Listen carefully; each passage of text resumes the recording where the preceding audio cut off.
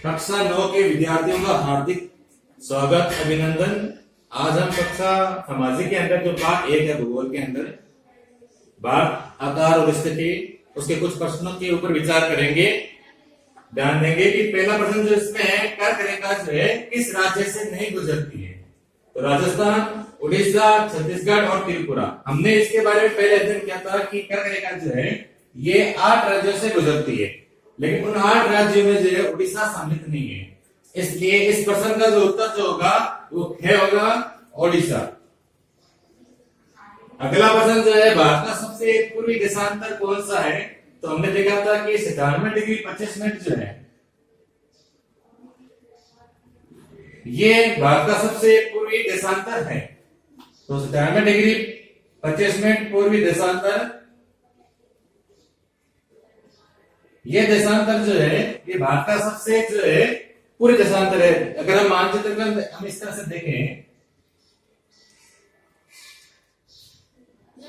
तो इधर जो गुजरात के अंदर जो है 68 डिग्री 7 मिनट से लेकर जो है इधर अरुणाचल प्रदेश के अंदर जो है 97 डिग्री 25 मिनट में जो है देशांतरों के अंदर जो है भारत जो है स्थित है। तो सबसे पूर्वी देशांतर जो है पूरे हम जानते हैं कि इधर उत्तर है, इधर दक्षिण है, इधर पश्चिम है और इधर पूर्व है। तो सबसे पूर्व के अंदर जो है 97 डिग्री 25 मिनट आता है। आगे हम देखेंगे कि अगला प्रश्न जो है उत्तराखंड, उत्तर प्रदेश, बिहार, पश्चिम बंगाल और सिक्किम की सीमाएं किस देश को छूती है। तो इसका उत्तर होगा नेपाल। तो नेपाल जो है इस देश से जो है हमारे उत्तराखंड है, उत्तर प्रदेश है, बिहार है, पश्चिम बंगाल है और सिक्किम है, इनकी सीमाएं जो है छूती है। अगर अगला प्रश्न जो है अगर ग्रीष्मावकाश में आप यदि कवरत्ती जाना चाहते हैं तो किस केंद्र शासित क्षेत्र में जाएंगे। तो इसका उत्तर होगा लक्षद्वीप के अंदर जाएंगे। तो लक्षद्वीप जो है इस केंद्र शासित प्रदेश के अंदर जाएंगे। और इसके बारे में हमने भी अध्ययन किया था कल कि कुल केंद्र शासित प्रदेश पहले 7 थे, बाद में जम्मू कश्मीर जो है वो राज्य हटने की वजह से जम्मू कश्मीर और लद्दाख 2 और बढ़ गए थे।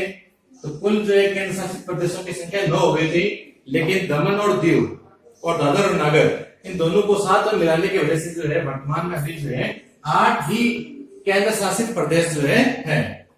तो अगर हमारे प्रश्न आ जाए कि वर्तमान में कितने केंद्र शासित प्रदेश है तो 8 है। प्रश्न अगर आ जाए कि अगर हम गर्मियों के अंदर जो है कवरत्ती जाना चाहते हैं तो कौन से केंद्र शासित प्रदेश में जाएंगे।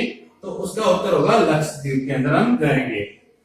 अगला प्रश्न जो 5वां जो है मेरे मित्र एक ऐसे देश के निवासी है जिस देश की सीमा भारत के साथ नहीं लगती है।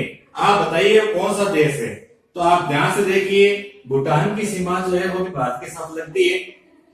बांग्लादेश जो है इसकी सीमा भी जो है भारत के साथ में लगती है। नेपाल की सीमा जो है ये भी भारत के साथ में लगती है। लेकिन ताजिकिस्तान जो है इसकी सीमा जो है भारत के साथ में नहीं लगती है। तो इस प्रकार से अभी हमने जो है 5 प्रश्नों के बारे में भी चर्चा की है। अगला प्रश्न के बारे में हम देखेंगे।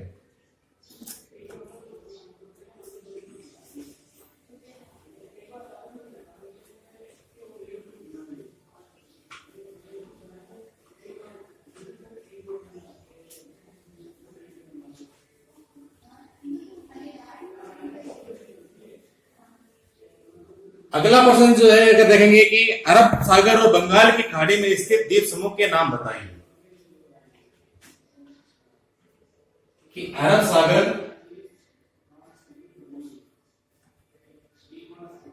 और बंगाल की खाड़ी जो है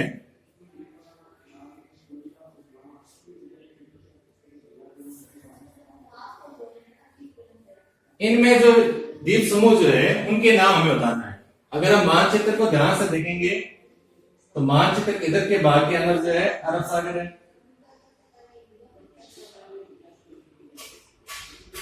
इधर के साइड के अंदर हम देखेंगे तो बंगाल की खाड़ी।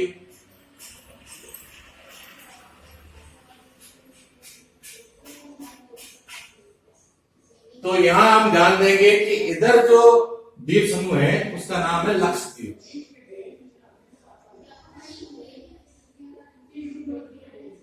और बंगाल की खाड़ी में जो द्वीप समूह स्थित है उनका नाम जो है वो है अंडमान निकोबार द्वीप समूह। तो अंडमान और निकोबार द्वीप समूह,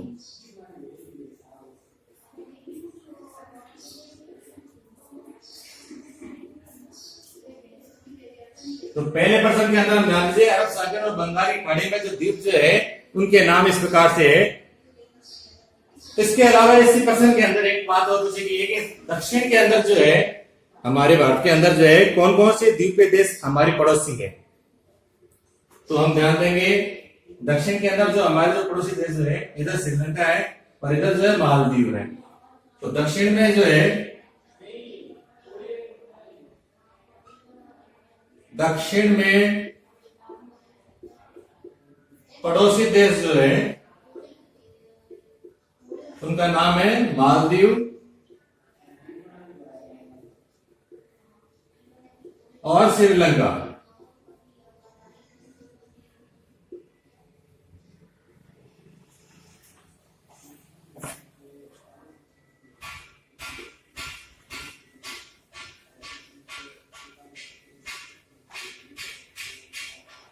अब हम प्रश्न संख्या 3 की चर्चा करेंगे कि उन देशों के नाम बताइए जो क्षेत्रफल में भारत से बड़े हैं। तो भारत से बड़े देश नंबर 1 पर हमने कल भी पढ़ा था रूस, नंबर 2 पर जो है कनाडा,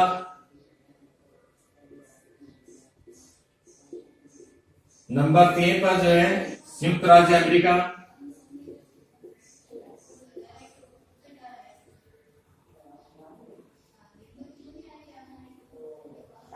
नंबर 4 पर जो है चीन, 5 पर जो है ब्राजील और 6 पर जो है ऑस्ट्रेलिया।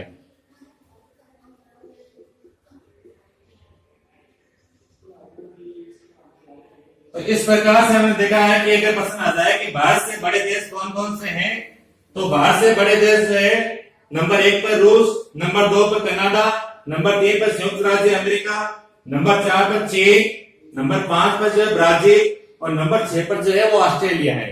तो ये इस प्रकार से जो है हमारे देशों के नाम आते हैं। अब इसी के अंदर एक प्रश्न और आता है कि हमारे उत्तर पश्चिम, उत्तर तथा उत्तर पूर्वी पड़ोसी देशों के नाम बताइए। तो भारत जो है उसके उत्तर पश्चिम,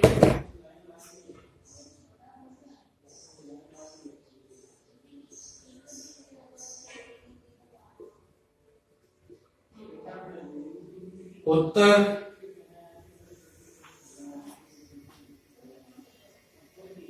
उत्तर पूर्वी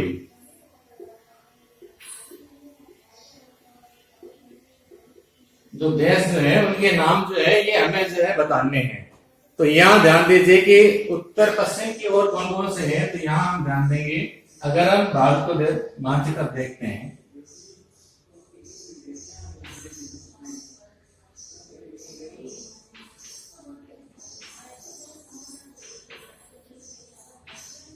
तो भारत के जो है ये वाले उत्तर दिशा है, ये दक्षिण है, ये पश्चिम है और ये पूर्वी है। तो इधर के साइड में उत्तर पश्चिम के अंदर यहाँ पर जो है पाकिस्तान है और अफगानिस्तान है। तो यहां हम उत्तर, और इस साइड के अंदर जैसे नेपाल है, भूटान है, ये देश जो है हमारे उत्तर की ओर है। इधर तिब्बत भी है, चाइना भी है। इधर जो उत्तर पूर्वी की साइड के अंदर जो है यहाँ पर जो है बांग्लादेश है और यहां पर जो है म्यांमार है।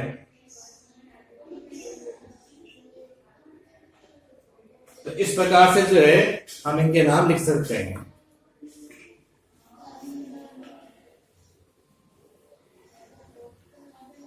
तो ये इस प्रकार से जो हम ध्यान देंगे कौन कौन से जो है हमारे राज्य जो है इसके अंदर जुड़े हुए हैं। तो चीन है, नेपाल है, भूटान है, पाकिस्तान है, बांग्लादेश है, म्यांमार है।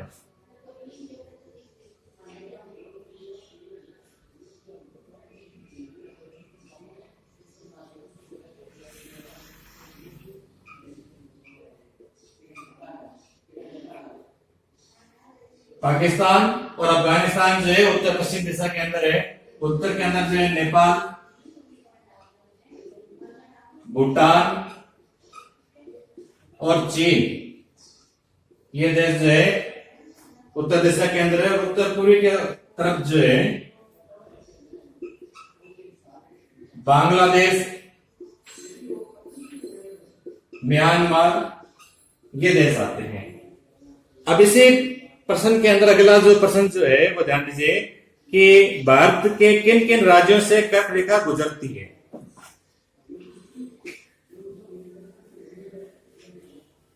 तो भारत के जो है किन किन राज्यों से जो है कर्क रेखा गुजरती है। तो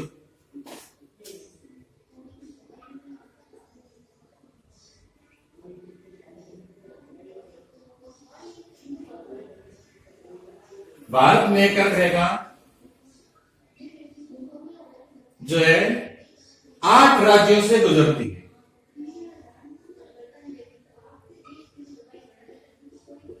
8 राज्यों से गुजरती है। अब ये 8 जो राज्य जो है सबसे पश्चिम की दिशा के अंदर देखेंगे तो वो है गुजरात।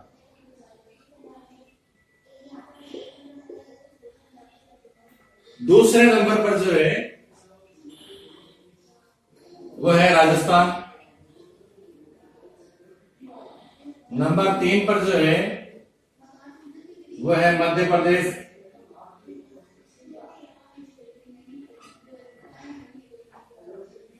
नंबर 4 पर जो है छत्तीसगढ़।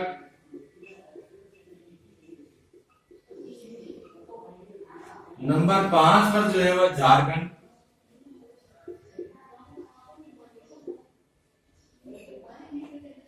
नंबर 6 पर जो है पश्चिम बंगाल।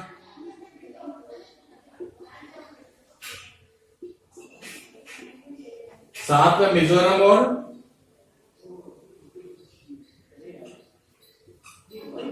8 पर जो है वो है त्रिपुरा।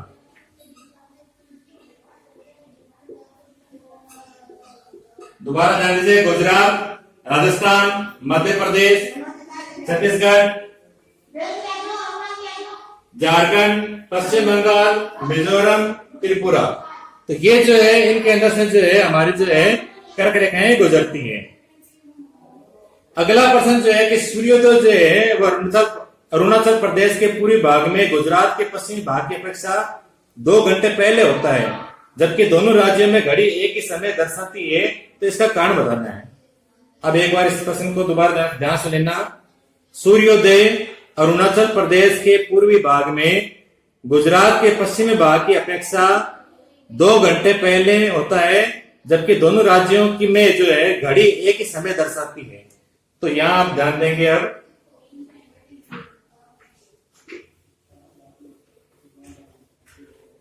इसका कारण क्या है?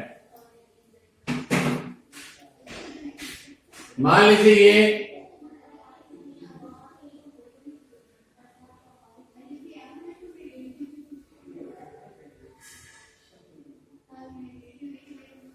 भारत मान लीजिए, इधर अरुणाचल प्रदेश है और इधर जो है गुजरात है।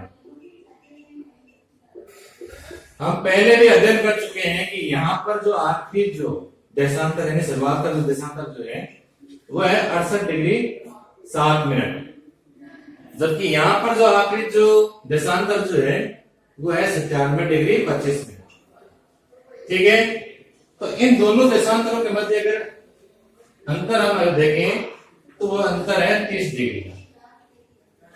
ठीक है, हमें पता है कि पृथ्वी जो है वो एक चक्कर घूमने के अंदर जो है 360 डिग्री का समय लेती है और 360 डिग्री के अंदर जो है 24 घंटे होते हैं। इसका मतलब क्या हुआ कि 1 डिग्री जो होगा उसके अंदर जो है 4 मिनट होती है। अब 1 डिग्री के अंदर 4 मिनट है तो 30 डिग्री इन दोनों के मध्य में अंतर है। तो ये जो 30 डिग्री का जो अंतर जो है 30 × 4 करेंगे तो होगा 120। 120 के अंदर जो है मिनट 120 मिनट जो है इसके अंदर होते हैं 2 घंटे। तो कहने का मतलब क्या है कि सूर्य उदय जब होगा तो सबसे पहले जो है यहाँ पर दिखाई देगा अरुणाचल प्रदेश के स्थान पर, लेकिन 2 घंटे बाद में जो है गुजरात वाले भाग के अंदर जो है सूर्योदय होगा।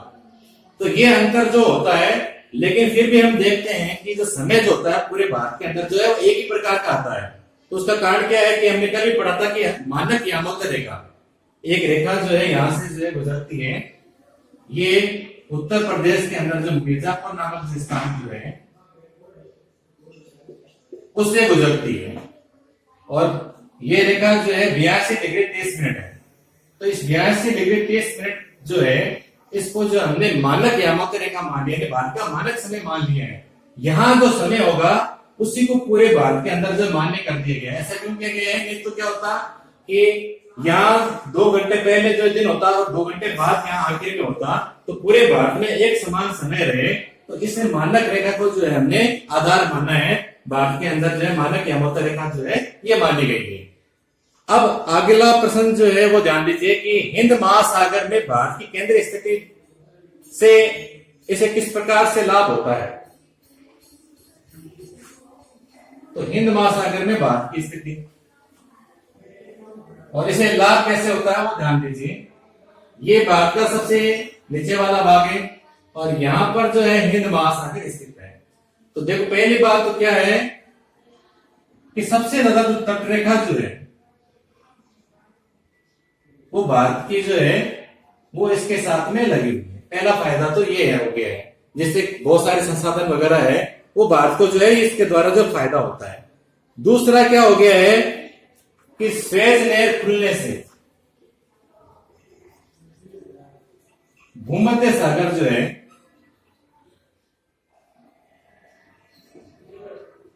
इसको जो है हिंद महासागर से जोड़ दिया गया है।